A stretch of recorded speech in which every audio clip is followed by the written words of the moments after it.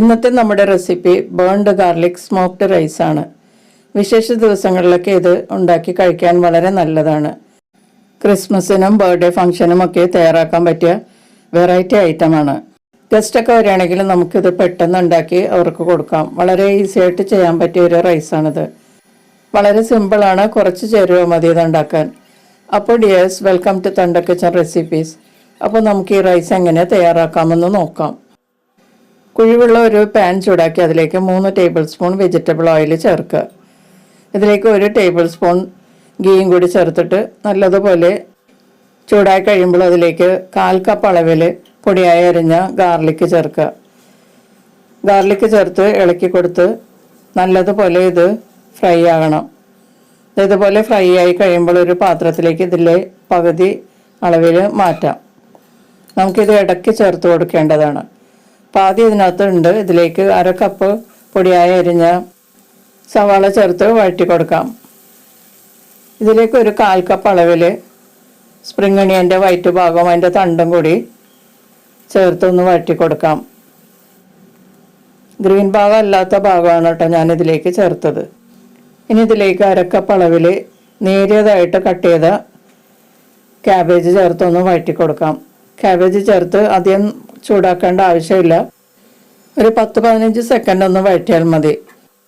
ഇതുവരെ കുക്ക് ചെയ്തിരുന്നത് medium to high ഹീറ്റിലാണ് കേട്ടോ. ഇനി ഫ്ലെയിം ലോ ടു മീഡിയം ഹീറ്റിലോട്ട് ആക്കിയിട്ട് നമുക്ക് കുറച്ച് ഐറ്റംസ് ചേർത്ത് കൊടുക്കാം.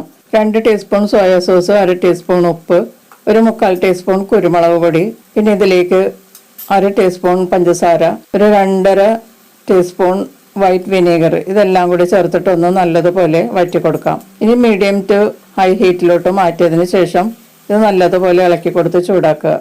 അതിനുശേഷം വേവിച്ച റൈസ് ചേർത്ത് കൊടുക്കാം. ഞാനിവിടെ സെല്ല റൈസ് എന്ന് പറയുന്ന റൈസാണ് ഉപയോഗിച്ചിരിക്കുന്നത്. നമ്മൾ മന്തി റൈസിലൊക്കെ ഈ റൈസാണ് ഉപയോഗിക്കുന്നത് കേട്ടോ. എന്നിട്ട് നല്ലതുപോലെ വഴറ്റി കൊടുക്കാം. തിളച്ച വെള്ളത്തിലിട്ട് ഒരു 8 മിനിറ്റ് വേവിച്ചതിന് ശേഷം ഊറ്റിയെടുത്ത റൈസാണ് കേട്ടോ ഇത്. റൈസിൽ ഞാൻ അല്പം ഉപ്പ് ചേർത്ത് വേവിച്ചതാണ്.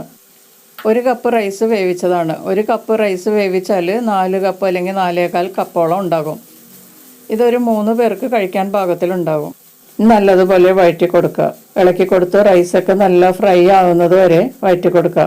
ഇപ്പോൾ റൈസൊക്കെ നല്ലതുപോലെ ഫ്രൈ ആയിട്ടുണ്ട്. ഇതിലേക്ക് കുറച്ച് സ്പ്രിംഗ് ഒണിയൻ്റെ ഗ്രീൻ ഭാഗം ചേർത്ത് കൊടുക്കാം. ഒരുപാട് ചേർക്കേണ്ട ആവശ്യമില്ല കേട്ടോ, കുറച്ച് ചേർത്താൽ മതിയാകും.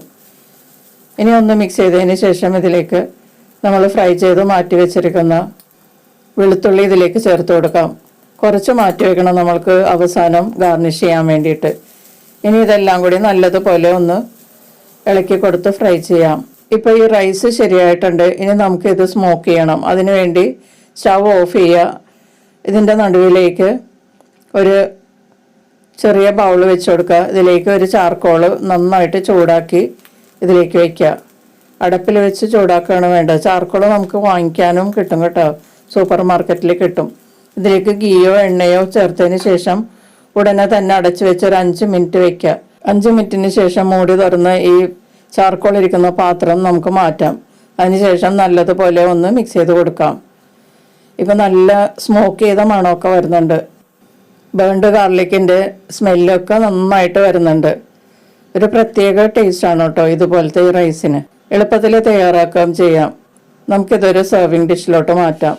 വളരെ സിമ്പിളായിട്ടുള്ള ഒരു റൈസാണിത്. ഇത് നമുക്ക് ഇഷ്ടമുള്ള കറികളുടെ കൂടെ കഴിക്കാം. ചിക്കൻ കറിയുടെ കൂടെയോ മട്ടൻ്റെ കൂടെയോ ഒക്കെ കഴിക്കാവുന്നതാണ്. പിന്നെ ബീഫ് റോസ്റ്റിൻ്റെ കൂടെയൊക്കെ കഴിക്കാൻ വളരെ നല്ലതാണ്.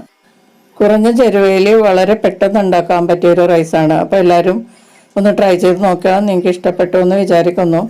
ഇഷ്ടമായെങ്കിൽ ഒന്ന് ലൈക്ക് ചെയ്യുകയും നിങ്ങളുടെ ഫ്രണ്ട്സിനൊക്കെ ഒന്ന് ഷെയർ ചെയ്ത് കൊടുക്കുകയും ചെയ്യുക. നിങ്ങളുടെ അഭിപ്രായങ്ങളും നിർദ്ദേശങ്ങളൊക്കെ കമൻറ്റ് ബോക്സിൽ രേഖപ്പെടുത്തുക. സബ്സ്ക്രൈബ് ചെയ്ത് ചാനലൊന്ന് സപ്പോർട്ട് ചെയ്യുകയും ചെയ്യണേ. നമുക്ക് മറ്റൊരു റെസിപ്പിയുമായി വീണ്ടും കാണാം. Thank you.